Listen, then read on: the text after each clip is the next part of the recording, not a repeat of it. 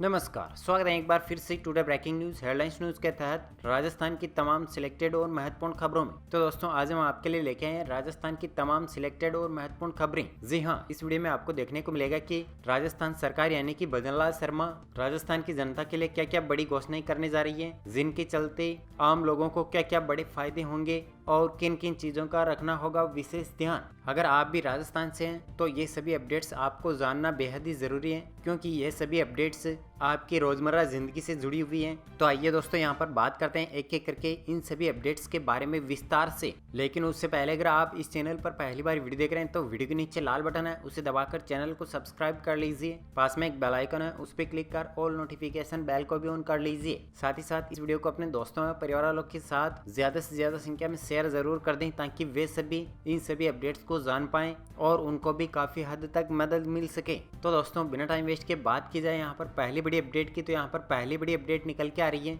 भजनलाल सरकार ने खोला खजाने का मुंह, राजस्थान के 31 जिलों के 50 लाख किसानों को मिलेंगे 1000 करोड़ रुपए। जी हाँ, आपको बता दें राजस्थान में बीते दिनों मानसून के दौरान अतिवृष्टि से खराब होती खरीफ की फसलों को देखकर खून के आंसू रोने वाले किसानों के लिए राहत भरी खबर सामने आई है। सूबे की भजनलाल सरकार ने किसानों के जख्मों पर मलहम लगाते हुए मुआवजे के तौर पर 1000 करोड़ रुपए से अधिक की राशि राहत स्वीकृत की है। यह राशि अतिवृष्टि से प्रभावित प्रदेश के 31 जिलों के 50 लाख से अधिक किसानों में बांटे जाएंगे। मुख्यमंत्री ने सभी जिला कलेक्टर्स को इसके लिए आवश्यक कार्यवाही कर किसानों को जल्द से जल्द राहत राशि देने के निर्देश दिए हैं। भजनलाल सरकार के इस निर्णय से किसानों ने राहत की सांस लिए।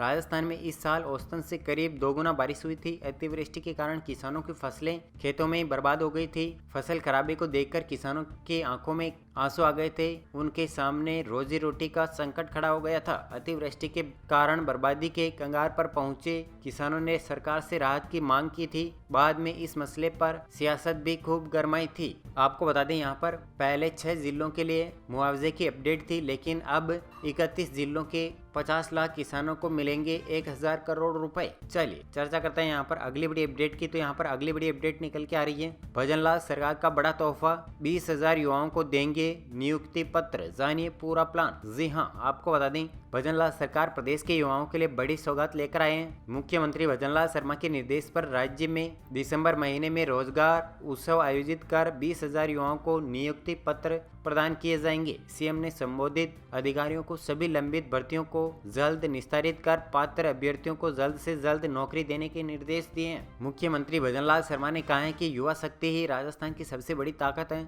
सरकार का प्रयास है कि हर योग्य युवा को सम्मानजनक रोजगार मिले, ताकि उनकी ऊर्जा प्रदेश निर्माण में लग सके। दिसंबर माह में राज्य भर में आयोजित होने वाले रोजगार मेलों में विभिन्न विभागों की चयन प्रक्रियाएं पूरी कर अभ्यर्थियों को नियुक्ति पत्र प्रदान किए जाएंगे। चलिए बात करते हैं यहाँ पर अगली बड़ी अपडेट की। तो दोस्तों यहाँ पर अगली बड़ी अपडेट निकल के आ रही है। राजस्थान के किसानों के लिए खुशखबरी, सरकार ने बीज सब्सिडी पर जारी की नई गाइडलाइन। जी हाँ, आपको बता दें राजस्थान सरकार ने किसानों को राहत देने के लिए एक नई योजना की घोषणा की है। इस योजना में सिंचाई सुविधाओं के विस्तार और बीज सब्सिडी पर विशेष ध्यान दिया जाएगा। सरकार का मानना है कि इससे किसानों की उत्पादन क्षमता बढ़ेगी और कृषि क्षेत्र को मजबूती मिलेगी। ग्रामीण क्षेत्रों में किसानों को ऋण वितरण की प्रक्रिया को आसान बनाने के लिए प्रशासन ने नई गाइडलाइन जारी की है। इसके तहत किसानों को कम ब्याज दर पर ऋण उपलब्ध करवाया जाएगा और आवेदन प्रक्रिया को सरल बनाया जाएगा। कृषि विभाग के अधिकारियों का कहना है कि इस कदम से किसानों को समय पर वित्तीय सहायता मिलेगी और वे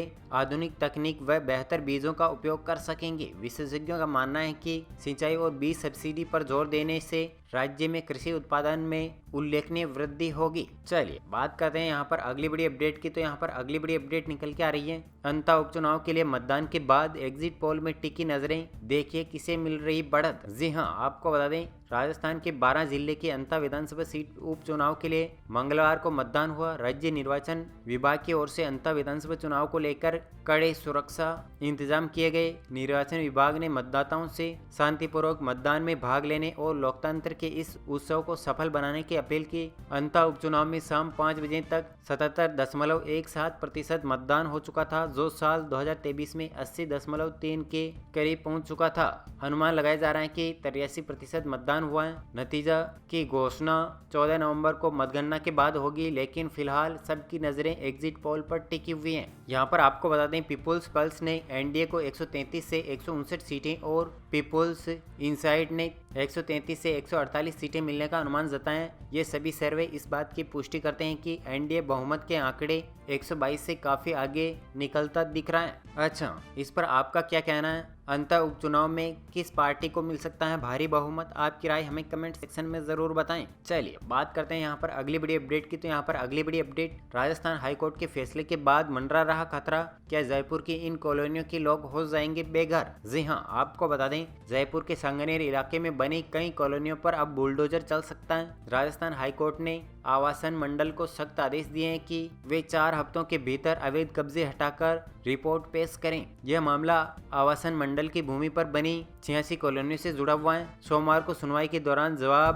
पेश न करने पर कोर्ट ने दोनों विभागों पर नाराजगी जताई और कहा है कि अवैध निर्माण किसी भी हालत में बर्दाश्त नहीं किया जाएगा। अगली सुनवाई 9 दिसंबर को होगी। लेकिन अब जो लाखों लोग इससे प्रभावित होंगे उनमें दहशत का माहौल है। अब सभी लोग एकजुट होकर इसका विरोध कर रहे हैं। इसको लेकर आज कई कॉलोनी वासियों ने जन आंदोलन करने के लिए योजना बनाई। अब कॉलोनी वासी सड़कों पर उतरकर उग्र आंदोलन करने की तैयारी में है। कॉलोनी वासी मंजुलता मीणा ने कहा है कि जब जनता एकजुट होकर सड़कों पर उतरती है तो कोर्ट को भी अपना फैसला बदलना पड़ता है। लोगों का कहना है कि हम अवैध नहीं है, हमारे डॉक्यूमेंट हैं, हम सालों से राजस्व दे रहे हैं, यूडी टैक्स भी दिया है, तो हमें अधिकार है अपनी बात रखने का।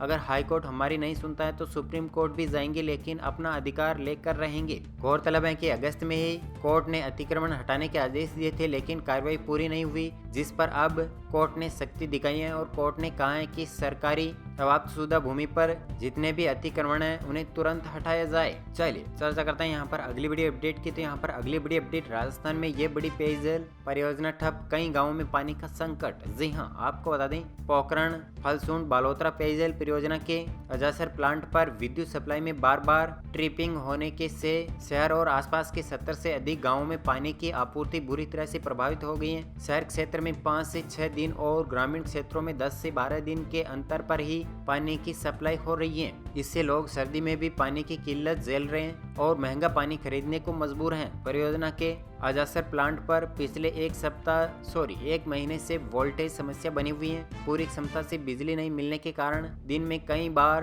ट्रिपिंग होती है, जिससे पर्याप्त मात्रा में पानी लिफ्ट नहीं हो पा रहा है। चलिए बात करते हैं यहाँ पर अगली बड़ी अपडेट की। तो यहाँ पर अगली बड़ी अपडेट निकल के आ रही है, राजस्थान में अगले महीने से शुरू होगी शिक्षकों की भर्ती। शिक्षा विभाग में 1,19,000 पद खाली, टीचरों की सबसे ज्यादा कमी। जी हाँ, आपको बता दें राजस्थान के शिक्षा विभाग में कार्मिकों की भारी कमी उजागर हुई है। माध्यमिक शिक्षा निदेशालय के ताजा आंकड़ों के अनुसार विभाग में स्वीकृत 4,10,351 पदों में से केवल 2,91,075 पदों पर ही कार्मिक कार्यरत हैं, जबकि 1,19,276 पद रिक्त पड़े हुए हैं। यह कमी न केवल शिक्षण कार्य बल्कि प्रशासनिक व्यवस्था को भी प्रभावित कर रही है। विभागीय सूत्रों के अनुसार सरकार ने रिक्त पदों की भर्ती प्रक्रिया को चरणबद्ध तरीके से पूरी करने की तैयारी शुरू कर दी है। आगामी महीनों में वरिष्ठ अध्यापक, प्रधानाध्यापक और प्रयोगशाला सहायकों सहित कई श्रेणियों के पदों के लिए भर्ती विज्ञापन जारी किए जा सकते हैं। इसी के साथ बात की जाए यहाँ पर अगली बड़ी अपडेट की। तो यहाँ पर अगली बड़ी अपडेट, बिना डिग्री के बनाया ऐसा AI ऐप की